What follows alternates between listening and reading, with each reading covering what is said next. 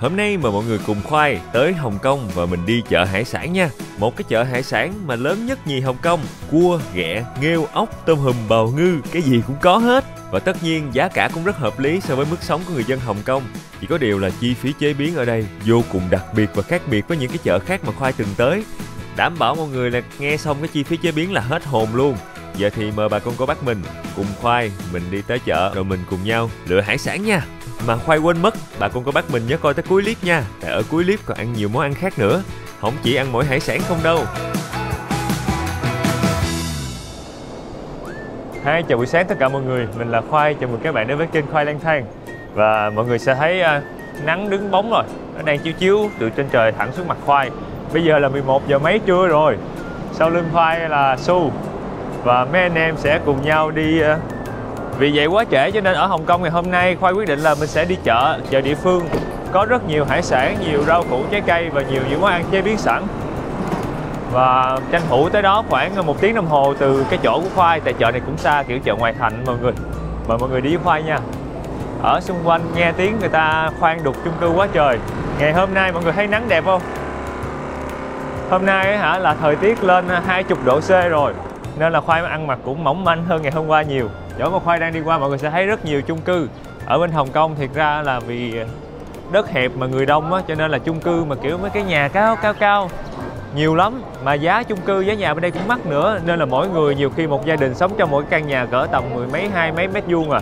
Rồi có những người ta sống trong những cái căn hộ siêu nhỏ 4, 5, 6, thậm chí là nhỏ hơn nữa. Nhưng mà chịu thôi mọi người, tại vì chi phí ở đây cho việc nhà cửa quá đắt đỏ. Rồi mọi người sẽ nhìn thấy người ta phơi đồ ra ngoài cửa sổ luôn. Có thể đây là một cái thói quen, hoặc có thể là do diện tích nhà ở đây quá nhỏ để mà mình có thể mua thêm máy sấy, nên là người ta tận dụng luôn cả cái ban công, cái cửa sổ ngoài để mà phơi đồ. Rồi bây giờ tàu điện trước mặt Khoai rồi, mời mọi người đi với Khoai nha. Nhờ mọi người để ý giúp Khoai này nha. Khi mà Khoai đi xuống tàu điện ngầm á, thì mọi người sẽ thấy là mình sẽ đi bên tay trái nè. Xong rồi đi trong hành lang á, thì Khoai với mọi người cũng đi bên tay trái luôn. Lại thêm một cái cầu thang để đi xuống thêm tầng nữa, vẫn là bên tay trái, có cả mũi tên màu vàng chỉ là đi hướng tay trái. Nhưng mà chỉ vài phút sau thôi, sau khi mà Khoai đi vô trong cái cổng này thì chiều mũi tên đã bắt đầu đổi ngược lại. Thì mình đi xuống phải đi bên tay phải mọi người. Nên là Khoai thấy ở bên đây nhiều khi Khoai cũng hơi rối. Tại vì mình phải đi nhìn theo mũi tên chỉ dẫn, chứ mà đi theo thói quen á, nhiều khi lại đi ngược hướng với người ta. Ngày hôm nay thì Khoai đi tới 2 chuyến tàu mới tới chợ lận, cho nên là sẵn đây chia sẻ với bà con cô bác mình cách mà mình đổi tàu bên này nha. Chuyến đầu tiên nằm ở cái đường tàu màu xanh lá. Khoai chỉ đi đúng một trạm thôi, tới cái ga tên là Cửu Long. Và nơi đây sẽ là nhà ga giao với line màu xanh nước biển. Mình chỉ cần đi tới đó và nhìn theo các bản chỉ dẫn là có thể chuyển tàu một cách rất dễ dàng mà không cần ra khỏi nhà ga. Cái đường tàu màu xanh lá cây này thì mấy cái tàu cũng là những cái tàu đã được có từ mấy chục năm rồi. Nên là cái bản mà hướng dẫn á, nó cũng hơi tối giản và nó hơi cổ. Đi đâu đó cỡ tầm vài phút mà mọi người là chúng ta đã tới được cái ga mà mình cần phải chuyển tàu. Hồi nãy Khoai nói á, mình chỉ cần đi lên trên lầu và nhìn lên những cái bản hướng dẫn ở phía bên trên. Đây chính là đường tàu màu xanh nước biển. Cứ đi theo những cái bản chỉ dẫn này, cách vài chục mét là có một bản. Mọi người sẽ chuyển tàu được một cách dễ dàng mà không cần phải đi ra khỏi cổng kiểm soát vé. Cái đường tàu màu xanh nước biển nhạt này có một lịch sử cũng đặc biệt mọi người. Hồi lúc mới bắt đầu xây dựng vào năm 1906 thì cái đường tàu này là đường sắt để mà kết nối giữa Cửu Long và Quảng Châu của Trung Quốc, dài 100 mấy chục cây số lận. Sau này thì nó mới được nâng cấp lên thành một cái phương tiện công cộng nối dài thẳng cho tới Hồng Kông luôn. Và cứ cách vài phút là có một cái chuyến tàu để cho bà con đi lại, và chủ yếu là phục vụ mọi người ở trong lãnh thổ Hồng Kông. Và do mới được nâng cấp sau này cho nên mọi người nhìn thấy mấy cái toa tàu nè, màn hình nè, mọi thứ nó cũng hiện đại hơn, trực quan hơn mấy cái lai tàu kia. Hôm nay chúng ta đã bắt đầu ngày bằng một điều rất may mắn, mình đã đến tàu vừa kịp lúc. Và cái chuyến tàu này Khoai đang đi về cái hướng mà rời xa khỏi trung tâm thành phố Hồng Kông, cho nên là mọi người sẽ nhìn thấy mấy cái tòa nhà nó cũng đỡ cao hơn, nhiều khoảng không hơn, nhiều cây xanh hơn. Đi cỡ 20 phút là Khoai đã tới được cái trạm mà cần xuống rồi. Giờ mình sẽ đi bộ thêm khoảng 50 phút nữa thôi là tới được chợ để mà ăn trưa. Đói bụng quá.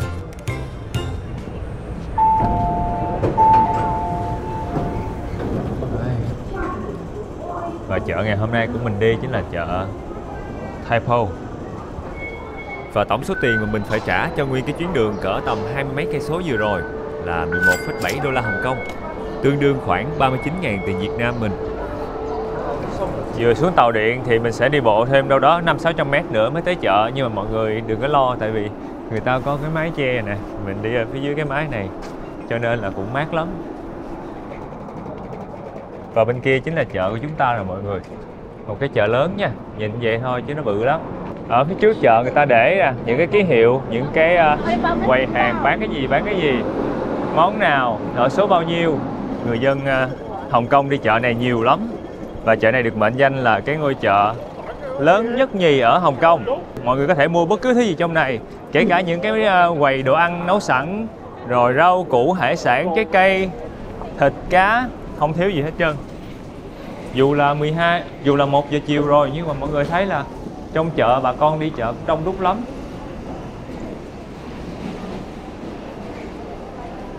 Vừa trong chợ thì Khoai thấy cái mùi thịt cá rất là nồng nàn trong đây. Bên tay phải của Khoai cũng là quầy bán thịt cá, nhiều lắm. Người ta bán đủ thứ thịt cá tươi hết trơn hết trọi. Từ hải sản, tôm. Và giá được niêm yết rõ ràng. Ôi đây có bào ngư kìa, 45 đô la Hồng Kông cho một cái khay đó hả ta? Cũng rẻ quá ha. Trời, hải sản đầy đủ hết luôn, không thiếu một cái gì hết. Và giá cả được niêm yết rõ ràng. Mọi người sẽ nhìn thấy á, ở bên kia là 50 đô la Hồng Kông, 40 đô la Hồng Kông. Có ốc nhảy nữa. Ốc nhảy nè, 58 đô la Hồng Kông. Tôm thẻ 150.000 tiền Việt Nam. Tôm sú vàng Nhật gần 500.000 tiền Việt Nam. Còn đây là tôm đỏ. Ở bên Nhật thì người ta hay ăn tôm này kiểu sashimi mọi người, ngọt lắm.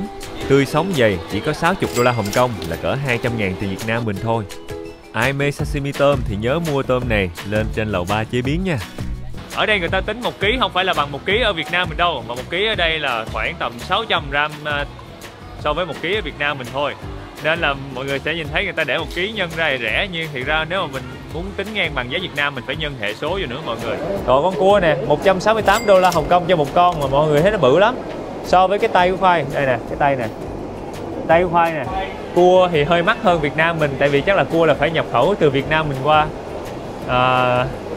Ốc hương thì rẻ nha, 300.000 ký mà còn sống hết trơn. Rồi mấy cái con mà sò mai cỡ tầm một dĩa 5-6 con vậy có 120 tiền Việt Nam, 130 tiền Việt Nam mà còn tươi sống luôn.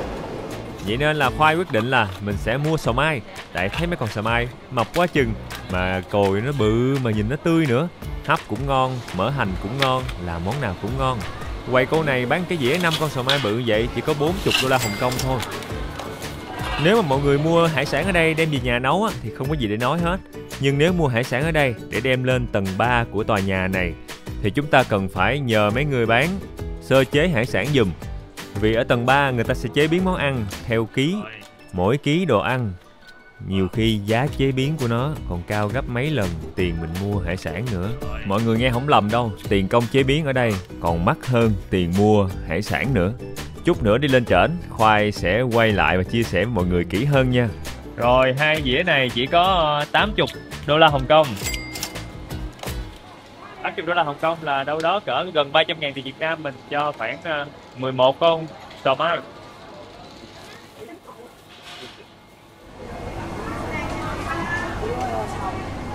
Quầy cá bên đây thì cô cũng bắt đầu bỏ vô dĩa hết, từng con để cho khách dễ lựa. Xong rồi mần dãy cho khách luôn. Khoai nghĩ là cái này mình phải biết tiếng ở bên đây mình hỏi mới được, tại cô cũng không có để giá rõ ràng. Nhưng mà cô mần sẵn mấy con cá bóng kìa, rồi để vô dĩa sạch sẽ đẹp đẽ. Và cái quầy cá nhìn đẹp lắm nha. Ở dưới này là người ta lót đá nè, cho nó giữ tươi được lâu. Xong mình để cái tấm bạc lên. Nghiếu qua cái quầy bên cạnh thì Khoai thấy người ta đang bán mực, mà mấy cái con mực lá này nó vẫn còn đang nhấp nháy. Cho nên là Khoai quyết định là chắc là mình sẽ mua mực này đem lên trên kia hấp ăn thôi. Nhìn tươi rói à.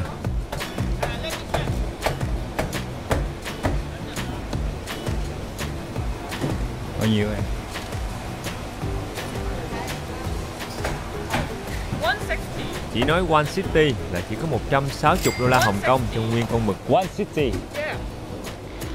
Nguyên một cái con mực bự chà bá lửa mọi người, 1 ký mấy mà người ta bán có $160 Hồng Kông, là cỡ 500.000 tiền Việt Nam, 500 mấy 600.000 tiền Việt Nam. Thì Khoai thấy cũng rẻ nên Khoai mua nguyên con luôn.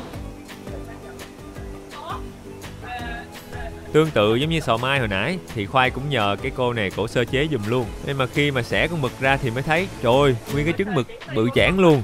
Rồi cô này cổ lấy bỏ cái ruột đi nè, xong rồi cổ cũng gạt bỏ cái phần trứng mực đi mất tiêu luôn. Nên là ai có ăn trứng mực thì nhớ dặn mấy cô để lại nha. Ở đây thì Khoai thấy hầu như quầy nào cũng có bán bào ngư, với lại sò điệp cũng nhiều. Mấy loại mà đông lạnh á thì giá sẽ rẻ, còn mấy cái loại tươi á thì sẽ mắc hơn chút. Nhưng mà điểm chung của mấy con này là vỏ của nó rất là nặng, 1 phần thịt 3 phần vỏ. Và nếu mà mọi người chế biến ở trên lầu 3 thì đó là một sự hối hận rất khủng khiếp. Tại vì chi phí chế biến ở đây rất kỳ lạ. Ở đây Khoai thấy người ta ăn cá bóng sao nè, $128 1 ký. Trời, tươi sống luôn nha. Nguyên cái quầy bán hải sản tôm hùm quá trời luôn. Chắc là Khoai sẽ mua 2 con tôm hùm. Phía bên kia Khoai thấy người ta để giá $300 Hồng Kông 2 con, mà size cũng vừa ăn. Vậy nên Khoai quyết định là nhờ chú lựa giùm Khoai 2 con để Khoai đem lên trên Khoai hấp. 2 con $300 Hồng Kông là cỡ 1 triệu tiền Việt Nam mình. Ok. Yeah. Oh yeah. Yeah. Thank you. Quầy của chú này là Khoai thấy lớn nhất nhì ở chợ luôn. Mọi người thấy hai bên đều là mặt tiền của chú hết. Với lại Khoai thấy chú rộng oxy cho nên là con nào nó cũng còn sống nhăn răng. Có điều giá của chú cao hơn mấy quầy kia chút. Tôm tích 930.000 tiền Việt Nam 600g. Tôm hùm 630.000 tiền Việt Nam 1 con. Còn ghẹ đỏ cỡ 1.270.000 cho 600g. Nghêu sò ở phía dưới này thì Khoai thấy giá rẻ hơn, cỡ 160.000 tiền Việt Nam cho tới khoảng 300.000 tiền Việt Nam cho 600g. Sẵn đang thấy chú bỏ mấy con tôm tích ở trong mấy cái chai vô trong bể, nên là Khoai nghĩ là mình mua thử tôm tích nè ăn luôn. Fine. 250.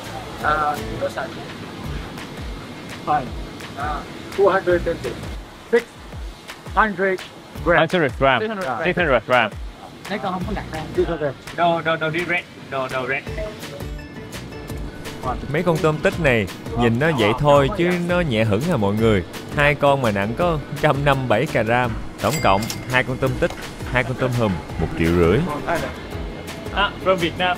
Oh, Vietnam. Yes. Oh, you're not good. Thank you. Thank you. Thank you. Ở trong chợ này thì bán hầu hết các loại hải sản luôn, từ tươi sống cho tới đông lạnh cho tới cao cấp lẫn bình dân. Nhưng mà có một lưu ý là cái quầy chế biến ở trên người ta sẽ chế biến tính theo ký, và 1 ký chế biến người ta sẽ dao động từ $60 Hồng Kông cho tới $120-140 Hồng Kông 1 ký, tùy vào cái độ phức tạp của món ăn và tùy vào loại hải sản nó cao cấp hay là bình dân. Nên là mọi người nếu mà mua dưới này thì mình nên mua những cái con mà nó ít vỏ thôi, nó ít nặng cái xác. Với lại là mình nhờ cái chỗ bán hải sản người ta sơ chế giùm thì nó sẽ nhẹ đi bớt phần nào. Nhờ vậy thì khi mà mình lên trên đây mình cân lúc mà tính tiền công chế biến nó sẽ đỡ tiền hơn. Tại vì cái tiền công chế biến nếu mà nhân ra tiền Việt Nam mọi người sẽ thấy nó rất là vô lý luôn. Ví dụ $120 Hồng Kông 1 ký đi là nhân ra tiền công chế biến là khoảng 450.000 tiền Việt Nam cho 1 ký chế biến. Nhưng mà 1 ký đó là 1 ký của người Hồng Kông là 600g mọi người. Nếu mà quy đổi thành 1 ký mà theo kiểu của Việt Nam mình là khoảng 600-700.000 tiền Việt Nam 1 công cho 1 ký hải sản chế biến. Thì cái tiền công nhiều khi nó mắc hơn cái tiền mua hải sản luôn. Đó, kinh nghiệm nho nhỏ thôi, nên là mọi người có đi cái chợ này thì mình để ý cái đó nha.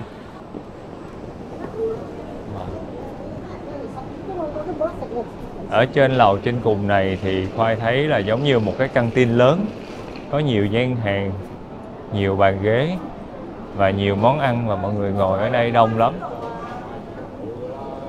Làm Khoai nhớ mấy cái chợ bên Singapore ghê. Hầu như món truyền thống nào ở đây cũng có hết. Mình đi một vòng thử coi có gì ăn không nha. Ồ, rộng lắm.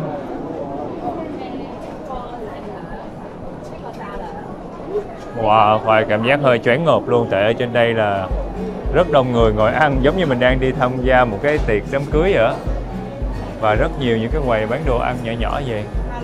Hello. Và để chế biến hải sản thì tất nhiên mình sẽ tìm những cái tiệm mà có chức năng hải sản. Nói giỡn thôi, có nghĩa là trong menu người ta hay bán nhiều món hải sản á, mọi người cứ lên đây coi mấy cái quán nhậu mà bán cua, nghêu, sò, ốc hến. Mình lại thẳng quán nhậu đó, mình hỏi là có chế biến giùm hải sản cho em không, là đảm bảo có. Hello. Không. Can you help me cook this? Tiếng Anh. Just boil. Steam. Yeah.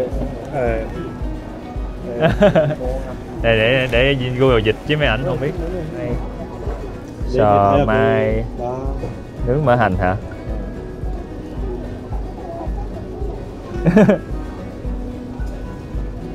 Like this, okay? Suy rồi hả ba? Ok. Dạ. Tôm tích cháy tỏi. Để hình Việt Nam. This. Đúng rồi. This okay? Ok. Cháy tỏi. Còn tôm hùm luộc, hấp. Chỉ cần vậy thôi. Ok. Chỉnh chưa. Okay. Ok.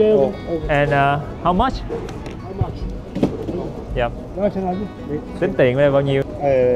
Để tôi nghe xem. Lộn ha. Giờ mấy anh sẽ cân ký trong đó mọi người.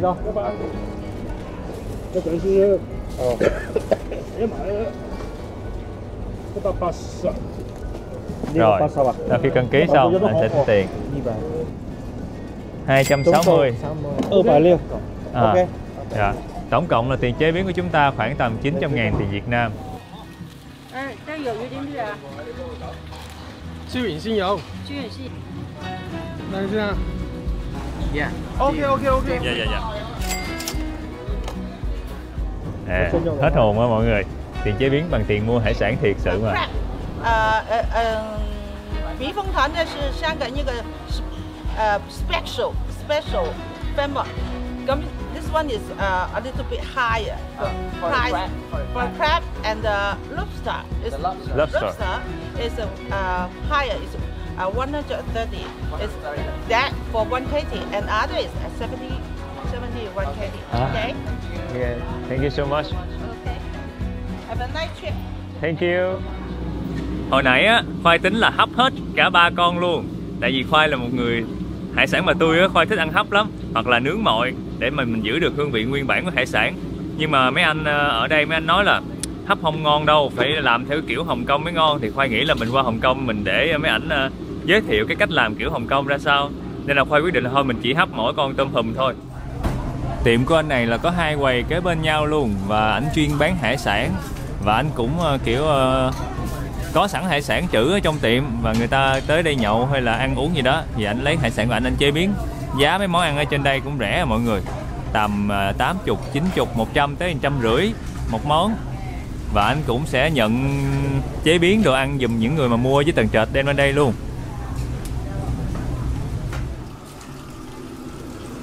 Wow.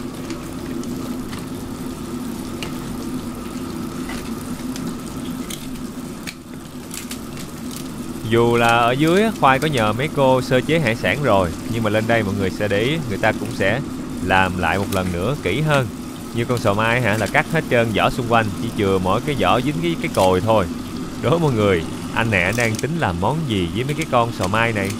Còn mực á, hồi nãy cô kia là cô cũng đã rửa sạch rồi, nên lên đây là cái chú này chú cũng chỉ rửa sơ sơ lại cho nó sạch hơn thôi. Sau khi rửa xong thì chú cũng để qua một bên để chuẩn bị đem đi hấp. Mọi người nhìn kỹ nè, cái da con mực tới giờ này vẫn còn đang óng ánh.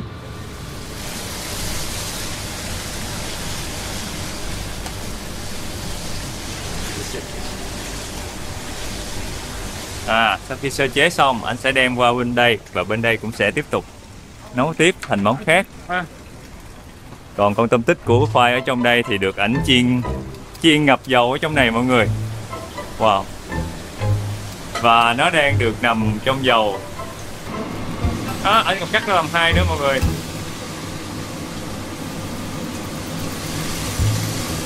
Giờ thì anh sẽ đổ hết dầu ở trong chảo ra, rồi lại tiếp tục xài tiếp cái chảo đó, bỏ nước vô chén sơ, đổ cái nước đó ra ngoài. Bỏ hành tím, bỏ tỏi, bỏ ớt và thêm cả ớt khô nữa, hành lá, thêm xíu dầu ăn, rồi anh sẽ xào thơm hỗn hợp này lên.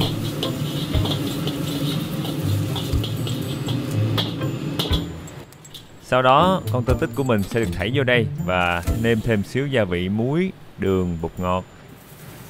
Và chắc chắn là không thể nào thiếu một xíu nước tương rồi mọi người. Sau đó ảnh sẽ bắt đầu đảo đều để cho tôm tích nó thấm đều gia vị và mùi hương của mấy cái nguyên liệu hồi nãy giờ. Nhưng mà nhiêu đó vẫn chưa đủ đâu. Một muỗng tỏi phi bỏ vô sau cùng nữa. Bật lửa thiệt lớn rồi mình đảo đều. Vậy là coi như hoàn thành món này. Sau khi mà để ra dĩa thì anh cũng sẽ xếp cái phần đuôi của con tôm tích riêng, cái phần đầu để lên trên phần đuôi, kiểu cũng trang trí á mọi người. Thì sau cùng á, thì tất cả những thứ còn lại trong chảo sẽ đổ lên trên mặt. Vậy là xong 2 con tôm tích. Còn 2 con tôm hùm thì Khoai quyết định là mình hấp. Ảnh kéo ra cho Khoai nhìn sơ sơ thôi, rồi ảnh bỏ vô trong lại. Tại vì hấp phải đủ thời gian nó mới chín. Mới vừa hấp được khoảng có 5 phút à.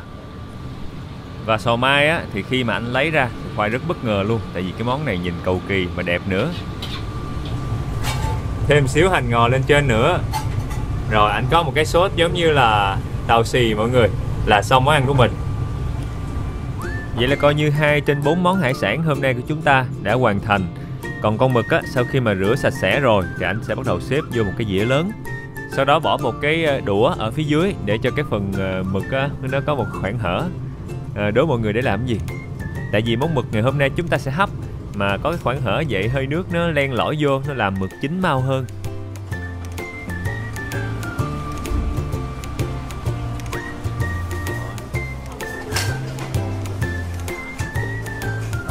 Miếng rồi cái tỏi phi lên trên, xong rồi anh chan cái nước tương kiểu ủa, anh cứ quên anh cứ kéo ghế này hoài.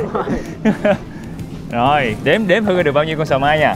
1, 2, 3, 4, 5, 6, 7, 8, 9, 10 con sò mai. Mà con sò mai mập lu à. Trời ơi quá mập. Ui nóng hổi à. Cho một xu đũa này. Trời ơi cái con này nó thơm phức cái mùi tỏi phi và mùi hải sản được chiên lên hơi uổng mọi người. Thiệt ra là không sao.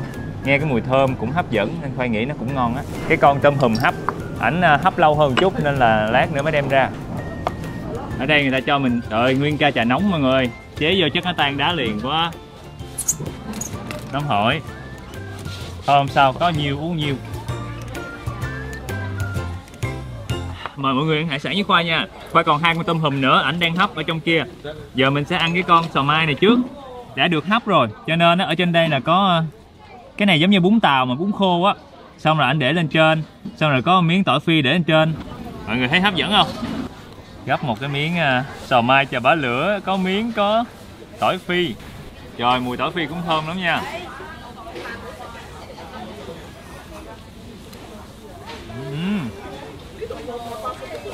Sò mai nó dai sực. Nó vừa dai mà vừa giòn, mà ngọt nữa.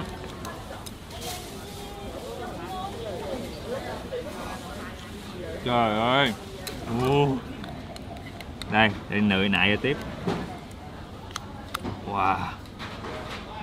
Đây, Khoai ăn riêng cái con này nha. Mọi người thấy cái cồi nó dày nè.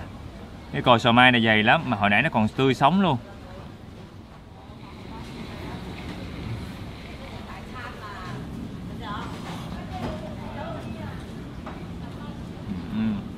Gai giòn sườn sụp.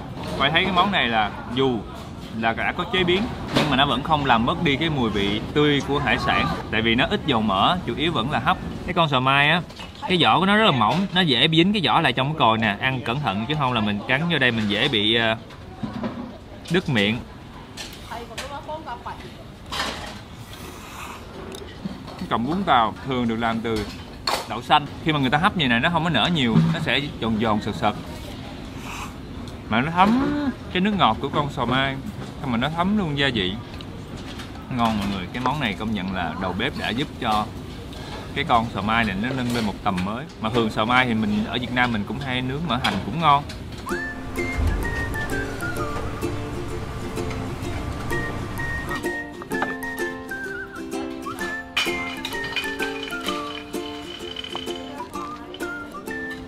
Hai con tôm người nóng hổi, người ta hấp nguyên cái dĩa cho nên là dĩa này đang nóng lắm. Giới thiệu mọi người, hai con tôm của Khoai 1 triệu 2 con là khoảng 500.000 tiền Việt Nam một con, thì lúc mà mình mua là nó còn sống vậy đạch luôn. Cái này là nước tương của tiệm cho mọi người. Ăn hải sản nhưng mà ở tiệm cho nước tương với ớt thôi, nên là Khoai thấy cũng không hợp lắm. Nhưng không sao, chúng ta đã có một loại nước chấm mà có thể ăn được với hải sản. Đó chính là Nam Ngư, ớt tỏi Lý Sơn. Mọi người có ở Sài Gòn có thấy khoai ở trên chiếc xe buýt mà quảng cáo Nam Ngư ớt tỏi Lý Sơn mà khoai chạy láng khắp Sài Gòn không? Như ở ngoài Hà Nội cũng có chiếc xe buýt đó nữa.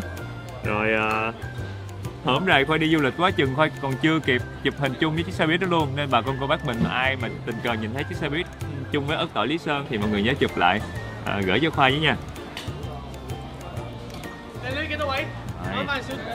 Thêm một miếng ớt. Cái này là mọi người muốn ăn cay thì cứ thêm cay thêm thôi. Nhưng mà có một cái điều á, là nước chấm này xài ớt với tỏi tự nhiên, nên là ớt thì nổi lên trên, tỏi lại chìm xuống dưới. Mọi người khi mà ăn á, nhớ lắc đều rồi mình đổ ra cho nó vừa có tỏi có ớt nha.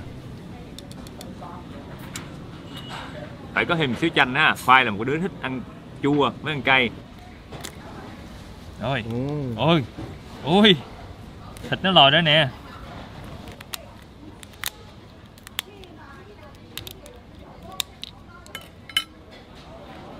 Đà. Cái lưng này nè. Trời ơi, hấp dẫn. Trời ơi. Trời ơi mọi người ơi. Thịt dày cui, lột ra được nguyên miếng luôn. Trời ơi. Quá ngon. Nhưng mà thường ở trên lưng của nó sẽ có một cái nếu mà mình kỹ á, mình có thể cắt ra để mình lấy cái chỉ lưng nó đi. Đây mọi người.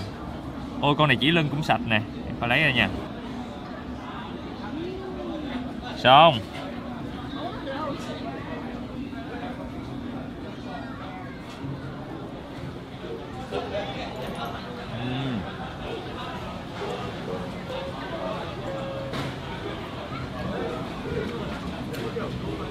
Thịt tôm chắc. Lúc mà người ta bắt tôm trong khoai á là con tôm một sống nhăn luôn, cho nên rất là tươi. Chỉ hấp đơn giản thôi, nhưng mà khi mà mình ăn á, mình cảm giác được cái độ tươi của hải sản. Khoai là khoai khi ăn hải sản là khoai thích nhất là hấp á, tại vì độ tươi rồi mình hấp lên hoặc là mình nướng mặn là ngon nhất.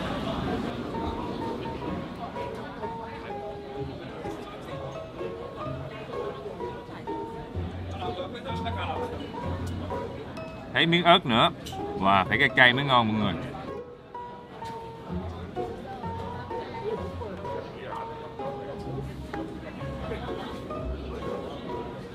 Đây, anh hùng của chúng ta đã xuất hiện. Đã được chiên giòn tan. Cái vỏ nó phồng lên luôn rồi. Cái lớp da nó phồng, nó rợp lên và nó hơi nhiều dầu.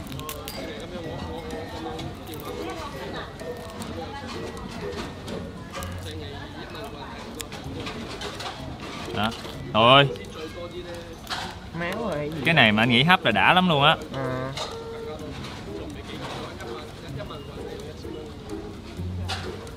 Sao nó dính vỏ lắm mọi người. Hoặc là do mình chưa có kinh nghiệm lột tôm tích. Phải gỡ ra để cho nó dính lại thịt, nó không bị sót miếng thịt nào hết. Đa, mình có một miếng thịt tôm tích rất là dày. Xong, đây là miếng thịt tôm tích của khoai. Thịt tôm rất là ngọt, giòn sần, nhưng mà hơi béo là vì dầu ở bên ngoài nó thấm vô trong á. Khoai cũng hơi tiếc một chút. Phải hồi nãy mà Khoai quyết đoán hơn. Khoai nói ảnh là ảnh chỉ cần hấp thôi, thì Khoai nghĩ nó sẽ giữ được cái vị ngọt và cái mùi hương của tôm tích nhiều hơn. Gia vị nhiều quá, lúc anh chiên anh cũng bỏ tỏi vô anh chiên chung nữa. Nhưng mà Khoai nghĩ là người Hoa người ta sẽ thích, vì hầu hết các món ăn của người Hoa đều hơi béo một chút so với người Việt mình đó. Wow.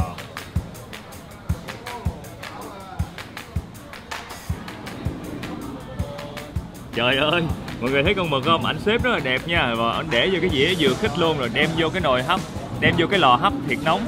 Xong rồi ở phía trên mặt á có hành lá, ngò với ớt rải trên.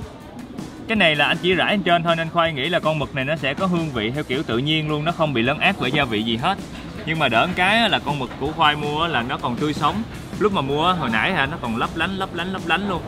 Khói bốc nghi ngút và thịt của nó rất dày. Để Khoai cắt nha, người ta cho Khoai một cái kéo. Mình ăn cái đít nó trước đi ha. Trời ơi trời, trời ơi.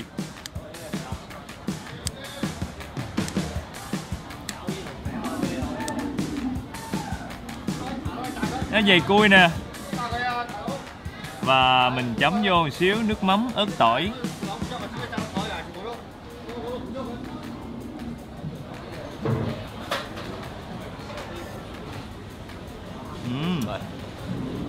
Cái con là bán mình xịt mặn vào hả? Nó dài thực luôn.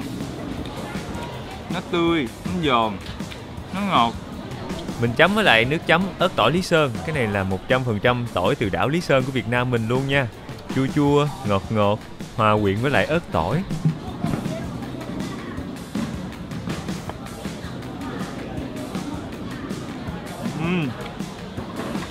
Con mực này quá xứng đáng luôn. Trời ơi, xuất sắc thiệt á. Vẫn còn nóng hổi nha. Khoai xin mời bà con cô bác mình ăn chung với Khoai. Hấp đơn giản thôi nhưng mà nó không hề bị tanh. Mà Khoai nghĩ á, tại vì Khoai hay ăn mực hấp gừng quen rồi á, nên Khoai vẫn thích cái vị gừng đi chung với mực. Nhưng mà không sao, về hơi quá đã rồi.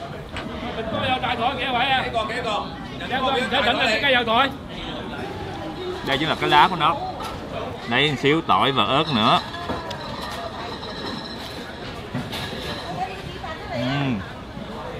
Giòn. Cũng hên á, thường Khoai đi du lịch á, người Khoai hay đem theo 5 ớt tỏi Lý Sơn. Tất nhiên là khi mà mình so sánh với cái nước mắm mà mình tự đâm toàn tỏi tươi, ớt tươi thì nó sẽ không phải bằng 100% như vậy. Nhưng mà những cái lúc mà mình Khoai đi du lịch á, cầm theo cái chai này, nhất là những cái nơi mà người ta không có nước mắm, thì mình lấy cái chai 5 ớt tỏi Lý Sơn này, mình chấm nè, mình có thể thêm xíu chanh, thêm xíu ớt tùy theo khẩu vị của mình, hoặc là mình có thể đem để nấu ăn, ví dụ mình xào rau chẳng hạn, mình có thể chế xíu nước mắm 5 ớt tỏi Lý Sơn vô, nó cũng ra được món ăn có hương vị Việt Nam để mà mình đỡ nhớ nhà hơn. Sau khi mà ăn cái con mực này xong thì Khoai quyết định á, là mình đi một cái vòng cái khu này. Tại thấy khu này đông quá chừng đông, mọi người đang ngồi ăn, nhìn giống như đang đi ăn đám cưới mọi người. Mấy cái bàn tròn tròn mà bàn nào cũng đầy khách hết.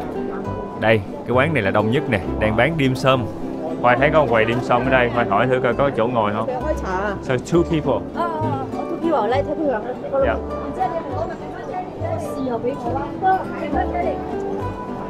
Good shit. 要什么茶？胡椒奶茶。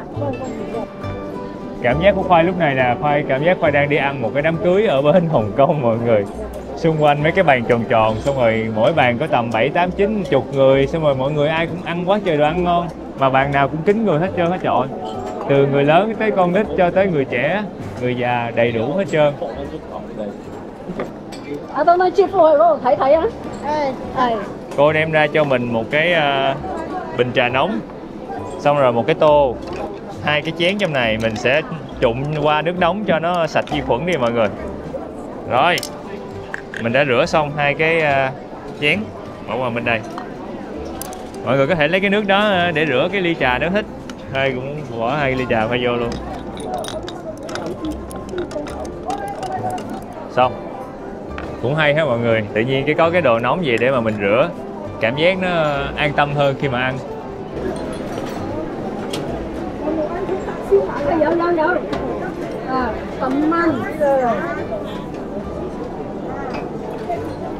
Wow. Hello, thấy điểm sớm.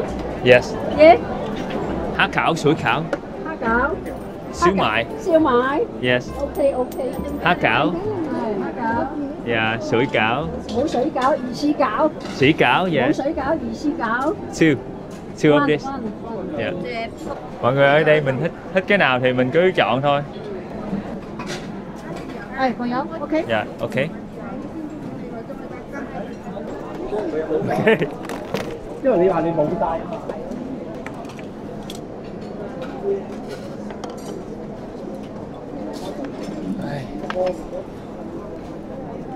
Nãy giờ Khoai chọn mấy cái này là 15, 10.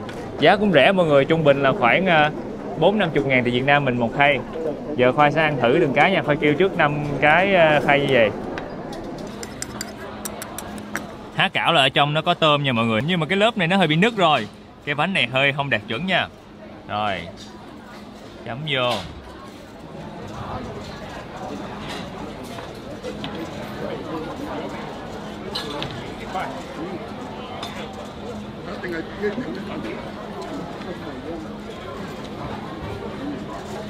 cái tôm này người ta bằm nhỏ ra mà nó không giòn giống như khoai tưởng tượng ta. Thu ăn thử đi.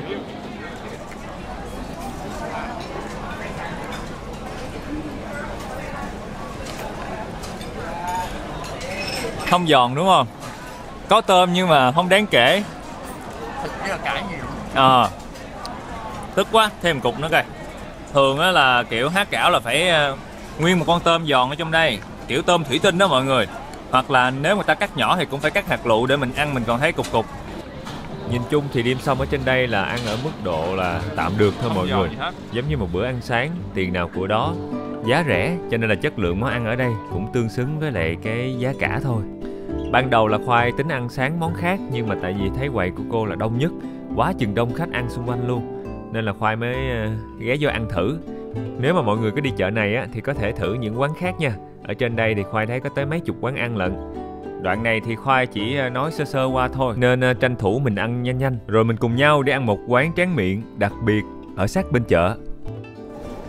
Giờ chúng ta sẽ cùng nhau đi ăn tráng miệng mọi người. Khoảng 5 giờ rưỡi rồi. Khoai nghĩ là một món tráng miệng truyền thống của người dân Hồng Kông, mà nó mỏng manh, nó núng nính, nó màu trắng và nó mềm tan trong miệng. Mọi người có đoán được đó là món gì không? Đi với Khoai nha. Giờ cái khu này người ta chuẩn bị đóng cửa luôn rồi, 6 giờ rồi. Yeah. Thank you. Bye bye. Thank you. Bên cạnh cái chợ của mình là có nguyên một cái con đường tấp nập nhộn nhịp luôn. Khoai thấy giống như là buổi sáng trưa chiều gì cái con đường này cũng nhộn nhịp hết, có rất nhiều quán ăn xung quanh. Nhìn lên, đèn đỏ. Mọi người sẽ nghe tiếng tích tích chậm chậm, và khi tiếng tích tích này nó nhanh lên á, có nghĩa là đã chuyển sang đèn xanh cho người đi bộ. Đó. Cho nên là cái âm thanh này cũng giúp cho những người mà khiếm thị á, người ta có thể nghe được dễ dàng để mà đi qua đường. Ở bên Nhật thì Khoai thấy người ta là xài tiếng chim hót, cũng hay. Rồi món tráng miệng của chúng ta là một món của bà. Cái tiệm với tên là gọi là quán ăn của bà ngoại, bà nội gì Khoai không rõ nữa, nhưng mà bên tay phải của Khoai ngay đây luôn. Ủa, hình như không có ghế ngồi Su ơi. Hello. Two food. Yes. You want to stay here, Thể Vĩ? Stay here. Eat here.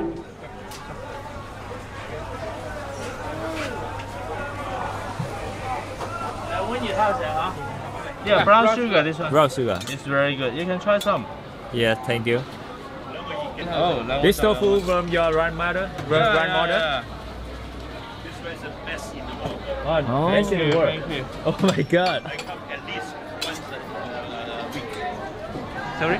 Okay. You eat one At one least time per week? One a week. Yeah. One a Take week. a train, especially come here. Where are you guys Yeah. from? Yeah. I'm from Vietnam. Vietnam. Wow. And you from? London. London. Yeah. I far live in away. London. Yeah. Especially come for here. Yeah. Have you had anything like this before? Yeah, this is my first time trying it. Oh, Yeah. yeah, it's just like a softer tofu and it's just really sweet. Okay, thank you. I will try it now. Yeah. Thank you. Ở đây có cái đường nâu mọi người, mình sẽ bỏ xíu đường vô. Xíu thôi. Wow, mềm tan trong miệng luôn, coi chưa kịp làm gì hết nó tan mất kêu rồi. Thử không biết nữa. Cái đầu tiên là không phải. Đâu có nhà gì? Chưa gì các bạn hả mày?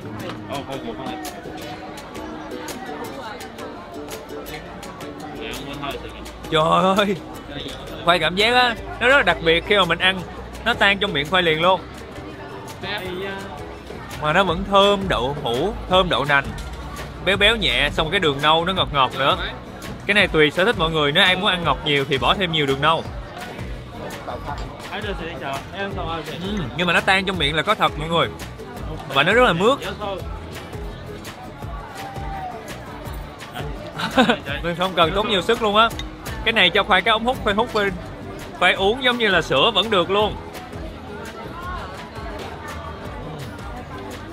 Cái chú kia chú nói là một tuần trước phải tới đây ăn một lần, và chú nói đây là quán tàu hũ ngon nhất thế giới đối với chú.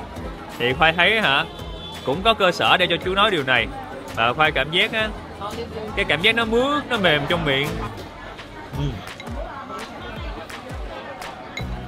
Hai lúc ra sao mà không thấy cái mày ra?